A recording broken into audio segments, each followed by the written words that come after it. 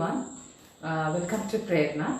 In this class, we are going to discuss on the last topic in the first module, and that is the rise of national monarchies. The national monarchies which sprang up in various parts of Europe in the 15th and the 16th centuries, which you can call otherwise as the new monarchies. National monarchies otherwise can be called as the new monarchies. New monarchies. Okay, so I have given you here how it became a phenomenon, or almost all the countries in Europe, for example, Spain, Portugal, France, England, all these countries in this particular period or these centuries, 15th and 16th centuries, 15th, 16th നൂറ്റാണ്ടിലും പല പുതിയ രാജാക്കന്മാര് രാജ്ഞിമാരും ഉണ്ട്. അവരുടെ ഒരു ഉദയമാണ് കാണുന്നത്. അപ്പൊ ഇതൊരു പ്രത്യേക രാജ്യത്തിൽ മാത്രമല്ല, പ്രധാനപ്പെട്ട എല്ലാ രാജ്യങ്ങളിലും ഈ ഒരു മാറ്റം ഉണ്ടായി എന്നുള്ളതാണ്. So let us see how it happened, why it happened. So I have given here this map for you, and you can see how the places marked in red. On all these places, you could see how there emerged very powerful monarchs. വളരെ ശക്തന്മാരായ രാജാക്കന്മാരുടെ ഒരു കാലഘട്ടം തന്നെയായിരുന്നു ഇതെന്നുള്ളതാണ്. അപ്പൊ എന്തുകൊണ്ടാണ് ഇവർ ഇത്രയും ശക്തന്മാരായത്? അപ്പം അതിന് നമ്മൾ വീണ്ടും എല്ലാ ഫസ്റ്റ് മൊഡ്യൂളിൽ പറഞ്ഞിട്ടുള്ള എല്ലാ ടോപ്പിക്കുമായിട്ട് ലിങ്ക് ചെയ്തിട്ട് നിങ്ങൾക്ക് പറയാം. റീസൺസ് അല്ലെങ്കിൽ കാരണങ്ങൾ. Why do you think so many new monarchs, powerful monarchs emerged in these centuries? You can relate that to the spirit of humanism which happened in the Renaissance period. You can relate that to the Protestant Reformation which questioned the powers of the Roman Catholic Church. The Roman Catholic Church which was very much connected with the Holy Roman Empire. Holy Roman Empire എന്ന് പറയുമ്പോൾ ആ കാലഘട്ടത്തിൽ ഉണ്ടായ empire, western empire, western റോമിന്റെ continuation ആണെന്ന് പറഞ്ഞിട്ടുള്ള ഷാർലമൈൻ്റെ ഒരു empire. That is they had close connection with the Roman Catholic church and the pop.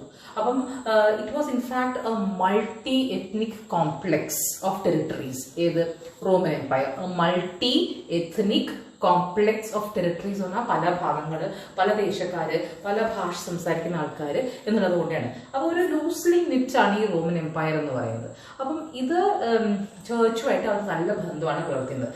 ചേർച്ചിന്റെ power തന്നെ ക്വസ്റ്റ്യൻ ആയ സമയത്ത്, when the church was under the scanner during the Protestant Reformation for all the corruption and superstitious practices and things like that, that affected the power of the Holy Roman Empire also. കാരണം feudal രാജാക്കന്മാരുടെ, feudal പ്രഭുക്കന്മാരുടെ കാലഘട്ടത്തിൽ കാര്യമായ പങ്കൊന്നും അവർക്കില്ല. നമുക്ക് എപ്പോഴും feudalism discuss ചെയ്യുമ്പോൾ നമ്മൾ പറഞ്ഞിട്ടുള്ള കാര്യമാണ്. They were rulers who were, for namesake, nobles were more powerful in feudalism. Here in this particular period, when we are discussing about the new monarchs, you have to know that feudalism also had declined. അപ്പോൾ നമ്മൾ പറഞ്ഞിട്ടുള്ള കാര്യങ്ങൾ അതൊക്കെ feudalism had declined. അപ്പം അത് Roman എംപയറിനെ ബാധിച്ചു കാര്യമായിട്ട് എന്നുള്ളതാണ്. ഓക്കെ, ഇനി new monarchies of Spain, France and England evolved. ഇനി ഇവരുടെ ഫീച്ചേഴ്സ് എന്തൊക്കെയാണ്? How can you really distinguish these monarchies from the feudal lords or the kind of administration which was there in the feudal period? എന്താണ് വ്യത്യാസം? Feudal പീരീഡിൽ നമുക്കറിയാം nobles had control over matters. King actually was there as a nominal figurehead. But with the decline of feudalism, you could see how these monarchs, ഈ രാജാക്കന്മാര് അവരെന്താ ചെയ്യുന്നത് വെച്ചാൽ they established centralized regimes. Centralized എന്നുള്ളത് പറഞ്ഞാൽ മനസ്സിലാവുമല്ലോ, അതായത് രാജാവിലാണ് എല്ലാം കേന്ദ്രീകരിച്ചിട്ടുണ്ടാവുക. People did not have any say. Traditional bodies of power, for example, the French estate did not have much say. You must have studied that when you learned the French Revolution in school. The French Revolution സമയത്ത് നമ്മുടെ estate, French പാർലമെന്റായിട്ടുള്ള അധികാര വടംവലിക്ക് മേലെയാണ് രാജാവായിട്ട് ഒരുപാട് പ്രശ്നങ്ങൾ ഉണ്ടാവുന്നതും അതൊരു കലാപത്തിലും കലാശിക്കുകയും ചെയ്തിട്ടുണ്ടായിരുന്നത്. അപ്പം ഇവിടെയുള്ള ഈ രാജാക്കന്മാർക്ക് പിന്നീട് വരുന്നതാണ്. പക്ഷെ നമ്മൾ മനസ്സിലാക്കേണ്ടത് ഇവിടെയുള്ള ഈ രാജാക്കന്മാരൊക്കെ തന്നെ they established centralized regimes. Okay, and they had a very powerful army, paid army. സ്വന്തമായിട്ടുള്ള ആർമി ഫ്യൂഡൽ കാലഘട്ടത്തിൽ എന്താണ്, they did not have army. ആരെയാണ് ആശ്രയിച്ചിരുന്നത്? നൈറ്റ്സിനെ. ആ ഒരു സിസ്റ്റം മാറി, പകരം എല്ലാ രാജാക്കന്മാരും അവരുടെ സ്വന്തം ആർമി ഉണ്ടാവുമ്പോൾ തന്നെ they became so very powerful. സ്വന്തമായിട്ടുള്ള പെയ്ഡ് ആർമി. അതുപോലെ തന്നെ they had their own diplomats, spies, ചാരന്മാര് ഉണ്ടായിരുന്നു. ഒരു രാജാവ് എന്ന് പറഞ്ഞാൽ fourth point you can see here that he inherited the throne. അത് മിക്കവാറും അദ്ദേഹത്തിന്റെ മകനാണ് കൈമാറ്റം ചെയ്യപ്പെട്ടിരുന്നത്. Succession as per the law of primogeniture, മൂത്ത മകൻ ആണ് അവകാശിയായിട്ട് വരുന്നത്. അപ്പോൾ സക്സഷൻ എന്ന് പറയുന്ന രീതി, അല്ലാതെ ഇലക്ഷനും വേറെ കാര്യങ്ങളൊന്നുമില്ല, രാജാവ് അദ്ദേഹത്തിന്റെ മൂത്ത മകനെ ഏൽപ്പിക്കുകയാണ് ചെയ്തിട്ടുണ്ടായത്. ആ ഒരു രീതിയാണ് കാണുന്നത്. പിന്നെ over shadow the tradition assemblies, അവിടെ ഉണ്ടായിരുന്ന അതുവരെയുള്ള നോബിൾസിന്റെ പവർ ഉണ്ടായിരുന്ന ബോഡീസ്, അതിൻ്റെയൊക്കെ പ്രാധാന്യം വളരെയധികം കുറയുന്ന ഒരു സിസ്റ്റമാണ് നമ്മൾ കാണുന്നത്. ഓക്കെ, ഇനി ഈ ഒരു സെൻട്രലൈസേഷൻ എന്ന് പറഞ്ഞാൽ അത് ഒരു കണക്കിന് ഈ രാജ്യങ്ങൾക്ക് ഗുണകരമായി എന്ന് വേണമെങ്കിൽ പറയാം. കാരണം ഈ ഒരു ഇത്തരത്തിലുള്ള രാജാക്കന്മാര് അവരെന്താ ചെയ്തത്? Supported trade, they supported the growth of towns. Growth of towns അവരുടെ വളർച്ചയ്ക്ക് കാരണമായി, അവര് ടൗൺസിന്റെ വളർച്ചയ്ക്ക് വീണ്ടും കാരണമായി. They supported the mercantile community or the group of merchants who were, who had discontent earlier in the feudal setup. കാരണം പൈസ കയ്യിലുണ്ട് മെർച്ചൻസിന്റെ കയ്യിൽ, പക്ഷെ അവർക്കൊന്നും ചെയ്യാം. they wanted to assert their power. ഈ ഒരു സിസ്റ്റത്തിൽ the merchant community could assert more power. ഇതൊക്കെ എന്തിനു കാരണമായി? ജിയോഗ്രഫിക്കൽ ഡിസ്കവറീസിന് കാരണമാകുന്നു. അത് എന്തിനു ഹേതുവാകുന്നു? Colonisation, to find new colonies. അപ്പൊ ഇത്തരത്തിലുള്ള centralised rule you can say paved way for colonization. ഈ പറയുന്ന എല്ലാ രാജ്യങ്ങളും നമുക്കറിയാം, they all had colonies in various parts of the globe. അപ്പം ശക്തനായ രാജാവിന്റെ കീഴിൽ ഒരുപാട് എന്താണ് പറയുക, lots of discoveries happened which led to colonization എന്നുള്ളതാണ്. അപ്പൊ അത് അവർക്ക് they made a very powerful you can say economic growth was boosted, or you can say rapid economic growth could be seen in Europe. Okay, പിന്നെ വേറൊരു പ്രധാനമായിട്ടുള്ള ഒരു feature നമുക്ക് കാണാൻ പറ്റുന്ന വെച്ചാൽ ഈ എല്ലാ മൊണാർക്കീസും, എല്ലാ രാജാക്കന്മാരുടെ ഭരണത്തിന്റെ കീഴിലും നമ്മൾ കാണുന്നത് ദേശീയത എന്നുള്ളൊരു, ദാറ്റ് ഇസ് നാഷണലിസം. നമുക്കറിയാം ഒരു ദേശസ്നേഹം, അത് ശരിക്കും പറഞ്ഞാൽ ഒരു not a well defined state in the modern terms, അത്തരത്തിലുള്ളൊരു ദേശമല്ല, പക്ഷെ still a love for homeland, loyalty not towards feudal lords but to their immediate ruler or king was a feature of this period. എൻ്റെ രാജാവ് എന്ന് പറഞ്ഞിട്ടുള്ളൊരു സ്നേഹം, എൻ്റെ നാട്, എൻ്റെ ഭാഷ സംസാരിക്കുന്ന ആൾക്കാരെ പറഞ്ഞിട്ടുള്ള ഒരു തോന്നൽ, അതും ഇക്കാലഘട്ടത്തിലുണ്ട്. That was a distinctive feature which you can relate with renaissance, the feeling of nationalism.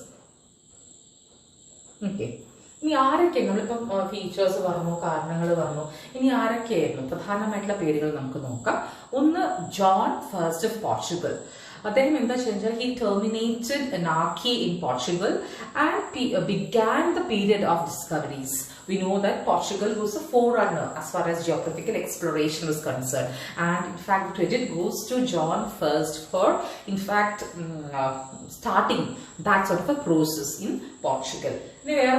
That is in France you can see Charles VII. He ended all the civil issues in France. Charles VII. പിന്നുള്ളത് Louis 14th ഉണ്ട്. You can see how Louis 14th was in fact a very powerful ruler. Louis 11th ആണ്, Louis 11th of France. Louis 11th ആണ് പറയുന്നത്, Louis 14th പിന്നെയാണ് വരുന്നത്. Louis 11th of France. He in fact united France. ഇനി അദ്ദേഹത്തിന്റെ കുറച്ചു കാലത്തിന് ശേഷമുള്ള സക്സസർ ആണ് ആര്? Louis 14th. ഓക്കെ, ഇപ്പൊ Louis 11th ആണ് ഇത് തുടങ്ങി. ഈ ന്യൂ മൊണാർക്കിൽ പെടുന്ന Louis 11th ആണ്. പിന്നെയുള്ളത് ഹെൻറി 7th. ഹെൻറി 7th എന്ന് പറയുമ്പം ഹെൻറി 8th ഫാദറാണ്. ഈ establish the Tudor dynasty in England, Henry 7th. Okay, അപ്പൊ ഇവരൊക്കെയാണ് എക്സാമ്പിൾസ്. ഇനി പ്രധാനമായിട്ടുള്ള ഒരു എക്സാമ്പിൾ എന്ന് പറയുന്നത് സ്പെയിനിലതാണ്. സ്പെയിനിൽ when we discussed Columbus, we in fact had talked about these two people. They were the king and the queen. They jointly ruled over Spain and they completed the reconquista. Okay, Reconquista എന്ന് പറഞ്ഞാൽ ഈ Isabella the queen and Ferdinand the king of Spain, they completed the Reconquista, which means they reformed the state finances, the law, they controlled the church, they they established a very powerful army, they began the period of a very powerful exploration, that is Spanish exploration. So you could see how they in fact ushered in a new age. So Isabella and Ferdinand, queen and king of Spain, the joint rule ushered in a new age in Spain. Any achievements നോക്കാം. എന്തൊക്കെയാണ് ഇവർ ചെയ്തത്? What did they achieve as such? ഇവരുടെ ഭരണത്തിന് എന്തിനാണ് നമ്മൾ ഇത്രത്തോളം പ്രാധാന്യം കൽപ്പിക്കുന്നത്? അപ്പോൾ നമ്മൾ മനസ്സിലാക്കേണ്ട കാരണം എന്ന് വെച്ചാൽ you could see how they were able to control the aristocracy, feudal aristocracy. ഇവരുടെ കാലഘട്ടത്തിന് ശേഷം ഫ്യൂഡൽ പവേഴ്സ് അല്ലെ പ്രഭുക്കന്മാർ തീരെ പവർലെസ് ആയി മാറി. അവരുടെ എല്ലാ വിധത്തിലുള്ള titles, privileges were taken away. So you could see that these nobles who were powerful earlier lost all their prestige and power in this period. പിന്നെ അടുത്തത് അവരുടെ പറയുന്ന ഒരു സിസ്റ്റം എന്ന് പറയുന്നത് സെൻട്രലൈസ്ഡ് റൂൾ ആണ് ഇവർ കൊണ്ടുവരുന്നത്. That was based, that had full control over taxation. രാജാവാണ് തീരുമാനിക്കുന്നത് ജനങ്ങൾ ഏത് ടാക്സ് കൊടുക്കണം എന്നുള്ളത്, അല്ലാതെ പ്രഭുക്കന്മാരോ വേറെ ആരുമല്ല. അത് തന്നെയാണ് പ്രൊട്ടസ്റ്റന്റ് റിഫർമേഷൻ. കാരണം പ്രൊട്ടസ്റ്റന്റ് റിഫർമേഷൻ സമയത്ത് നമുക്കറിയാം the money from a particular country, for example England, flew to Rome, which they did not like. The merchants did not like, general people did not like. കാരണം എന്താ വെച്ചാൽ they did not want that to happen. Their hard-earned money going to another country and not being used in their own country. So that could, here we could see the king started controlling the economic affairs through taxation. In another strong army, I told you, that was ultimately loyal to the ruler or the monarch. They encouraged a sense of national identity because that's what the army in there. അപ്പം നമ്മളുടെ എൻ്റെ നാട്ടുകാർ എന്ന് പറയുന്ന ഒരു വികാരം അവർ കാണിക്കാൻ തുടങ്ങി. പക്ഷെ ഞാൻ ഒരു പോയിന്റ് കൊടുത്തിട്ടുണ്ട്, it was not the real nationalism in the modern sense of term. ഇത് കുറെ കൂടെ ലേറ്റർ ആയിട്ടാണ് nationalism as such. They developed trade, internal and external. They brought, in many cases, not all, in most of the countries, they tried to bring in the religious unity. They put down the clergy because they managed, the kings and queens managed the affairs, taking away the powers from the clergy. So religious matters could also be settled by the monarchs. Okay. ഇനി വേറെ ഒരു പറയാത്തൊരു പേരാണ് ഇവിടെ ഉള്ളത്. അദ്ദേഹത്തിന്റെ പേര് ഈ കൂട്ടത്തിൽ തന്നെയാണ് പറയുന്നത്. that is the name of Peter the Great of Russia. റഷ്യയിലുള്ള രാജാവാണ്. പക്ഷെ he was such a powerful monarch who was called a benevolent despot. He is also placed along the names of the new monarchs. So you could see ഈ new monarchs എന്ന് പറയുന്ന ആൾക്കാര്, they began the period of absolutism, absolute monarchy. എന്ന് പറഞ്ഞാൽ ഏറ്റവും ശക്തനായ രാജാവ് എന്നുള്ള തരത്തിലുള്ള അബ്സല്യൂട്ട് എന്നാൽ എന്നെ ആരും ചോദ്യം ചെയ്തു. അതാണ് പിന്നീട് ലൂയി 14ന്റെ കാലഘട്ടം I am the state after me deluge എന്നൊക്കെയുള്ള സ്റ്റേറ്റ്മെന്റ്സ് വരുന്നത്. കാരണം ഞാനാണ് രാജ്യം, അല്ലെങ്കിൽ you are those people who started ruling as per the divine right theory. Okay, ഞാനാണ് state, I am the state. That is what Louis XIV had said. അതാണ് പിന്നീട് വിഷയം ആവുന്നതും പിന്നെ റെവല്യൂഷൻ, വിപ്ലവത്തിന് കാരണമാകുന്നതും. So you could see that there were absolute monarchs, sometimes who were enlightened also. Enlightened, അല്ലെങ്കിൽ you can say, call them as benevolent despots. For example, if you take the case of Peter, who was a benevolent എന്ന അർത്ഥം a ruler who was despotic, but at the same time who was very much interested in the social welfare of the people. For example, the Queen Elizabeth of England, her reign in fact saw the flowering of art and architecture, literature. It was a time when the power of England was at its zenith.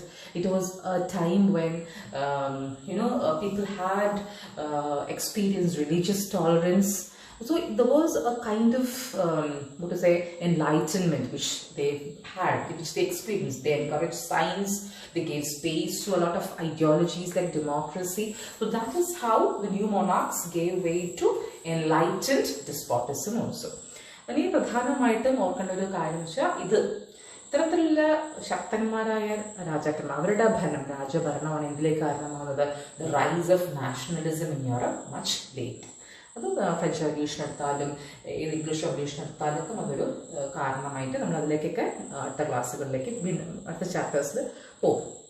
Okay, so that is about the rise of new മൊണാർക്സ്.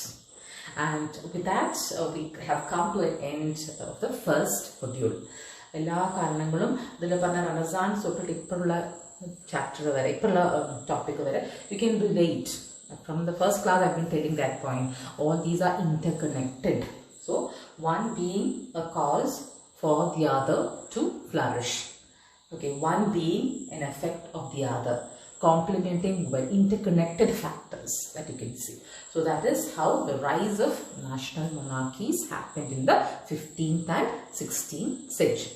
Okay, so we'll start a new chapter, second chapter in the next class. Until then, bye bye.